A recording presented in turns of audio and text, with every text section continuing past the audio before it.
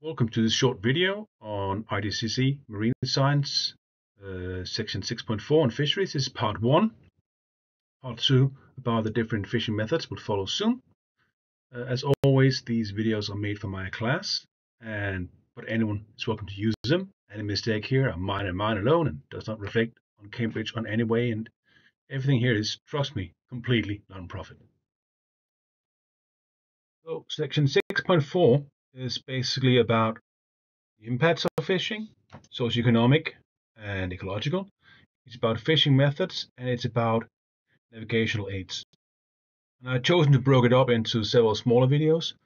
So in this one, I am going to go over section 1, 4, 5, and 6 in the syllabus, outlining the socioeconomic importance of this, looking at how increased human population leads to overfishing, outline and evaluate strategies for sustainable fishing, and talk about how sustainable harvesting can be done. Now we know that humans have been using resources from the ocean. That's pretty much as far back as we know. Some of the earliest settlements here in Denmark was along the coast, and we know that these people, they ate oysters, they eat mussels, fish, shellfish, and so on. So using the ocean as a source of food and resources is as old as humanity itself. The big difference is how our methods are now changing. And if you look at a traditional fishing boat, like if you saw 1,000 years ago, it was a couple of people maybe. They could fish some fish and supply themselves and the local community. Today, fishing ships are huge and they can do a lot of fishing. They can process the fish, they can store the fish, they can stay out for a month. And they're also now equipped with aids that makes it easier for them to catch a lot of fish. So our impact on the ecosystem of the ocean is changing because the way we're fishing is changing. So marine organisms are important to humans for several reasons. They are a source of high quality protein and energy. And for many people living in coastal areas, it's a major source of food. For traditional fishing, for example, in the Arctic, it's a huge source of both protein and energy. Fish contains essential fatty acids that can be hard to get just from a normal diet. Omega-3 is one of them. And there are quite many vitamins that are easy to get from fish and shellfish.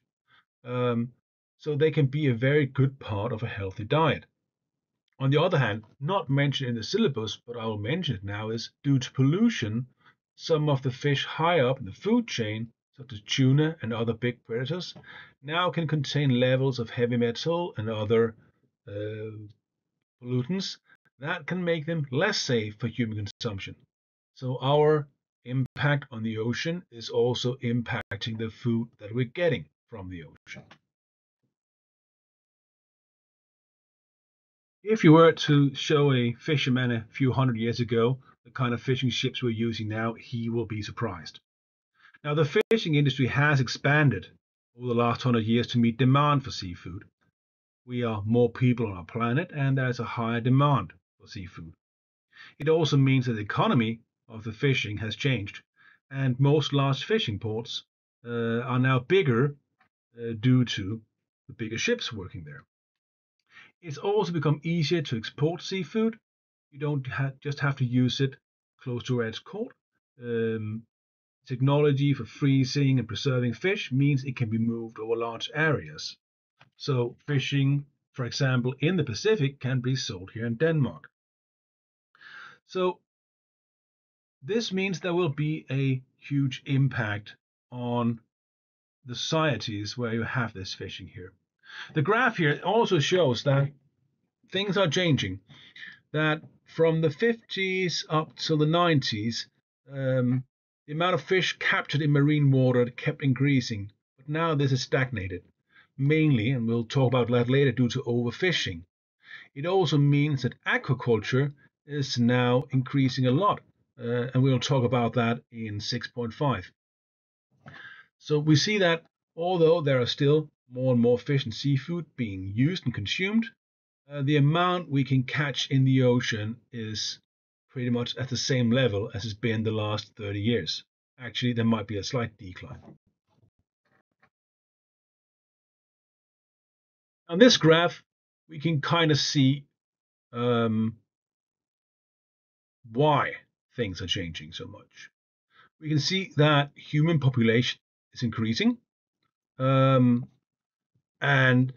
with more humans on our planet, there is a higher demand for seafood, which means that fishing is becoming more efficient. We are fishing more species.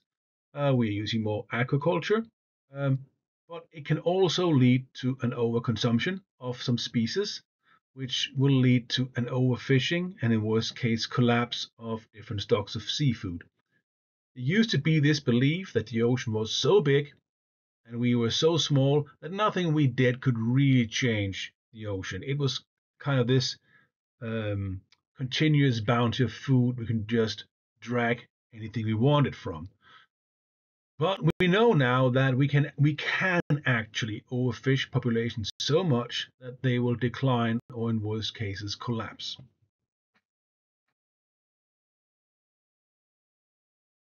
So, if we overfish a population of fish, we can get into this kind of negative feedback where there's too few adult fish to lay eggs to support the population in the future. And when that happens, we have what we call an overexploited or overfished stock. Now, populations, they will fall if we continue to harvest fish faster than the fish can breed.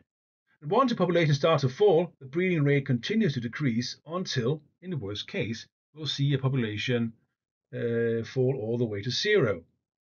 And if we also reduce the breeding rate by catching too many young fish that has not reached maturity yet, the population will decrease even faster. So overfishing occurs when we harvest too many fish, causing fish population to fall, so that fishing becomes unsustainable. And if we continue doing that, we will have a loss of catches for future generations. We will have a possible unemployment, and there will be damage to the food webs. And if we look at the global picture, we can see that we have more and more species now being overfished, and we have more stocks that has collapsed or crashed due to overfishing. So basically, the way we're fishing now is not sustainable. So the way we're fishing now leads to overfishing, and overfishing leads to smaller populations in future, less catch in the future. It also means a more certain economic future for people who rely on the fishing. We'll see damage to the ecosystem, damage to the food webs, and in worst cases, the risk of collapse of the stocks and loss of the species. So something needs to be done, and there is a move towards sustainable fishing, and how that might work we will look at now. So sustainable fishing is the idea that we can fish and use the resources without collapsing the stocks. And for that to work, there are quite a few things that need to be fixed by the way we're doing things now. So the general problem is simply we are fishing too much, and we are fishing too much of the species that people pay a lot for. So tuna, herring, mackerel, so on, they are very popular for eating, and if we keep overfishing them, well, eventually the stocks are going to be hurt and in worst cases crash. Also, when we overfish top predators like tunas and sharks, it tends to lead to problems going all the way down the food chain. The aim of sustainable fishing is to harvest some fish while not damaging the fish population. This means we will still have fish available for future generations, and food webs should not be too damaged. Sustainable fishing also ensures that there is a balance between people having jobs and not letting fishing populations fall to an unsustainable level. And here I look at some of the different ways we can get to that goal. One is to reduce the size of the boats, the net types, and the mesh sizes. Now, by that way, we can get a reduced catch. There'll be less bycatch, and there'll be fewer catch of the juveniles. Smaller boats, they can't store as many fish before returning to port, And it also means that the smaller boats have spent less time fishing and fewer fish are caught. Now, large fishing companies may, however, use several boats at the same time to go around the restrictions. Also, any kind of restriction of sizes, nets, and so on, it needs monitoring and policing. And we know from experience that people will cheat. Quotas and licenses can also go in and help reduce catch. It's a common method of preventing overfishing. In the EU, it's very normal. It is not necessarily working all the time. Quotas, they help prevent overfishing, but can be difficult to apply because you need to have inspections of the ship, inspections of the catch, and boat owners need to keep a record of all the catches in logbooks. Many government issues license and permits to fish. Um, it also means that bycatch then might just be dumped and not taken into port, so you don't have to sign off on that. So we do see licensing working, but it also do require policing. Having a closed season can work. Like many fish, such as tuna, they go together certain times a year to breed, and during these periods, the fish are easily caught by fishers who know how to find them. Having a closed season that prevents fishing during breeding season will help prevent this, and it will also ensure that the breeding season will give rise to fish next year. So again, like all other licensing, it requires policing. It can lead to conflict with traditional fishing methods, and it can also lead to overfishing once the open season is there again. Marine protected areas, which I think is an awesome thing, go in and it's an area of the ocean where species can live undisturbed. Marine organisms breed within them, and because of that, the population will increase inside the marine protected areas. So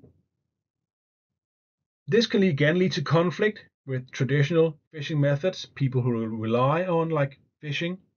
It can also cause overfishing in the areas around the marine protected areas, and it can lead to illegal fishing inside the marine protected areas.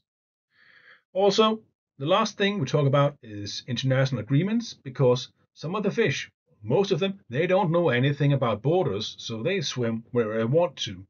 So if you want to protect them, it's not enough to have rules just in one country.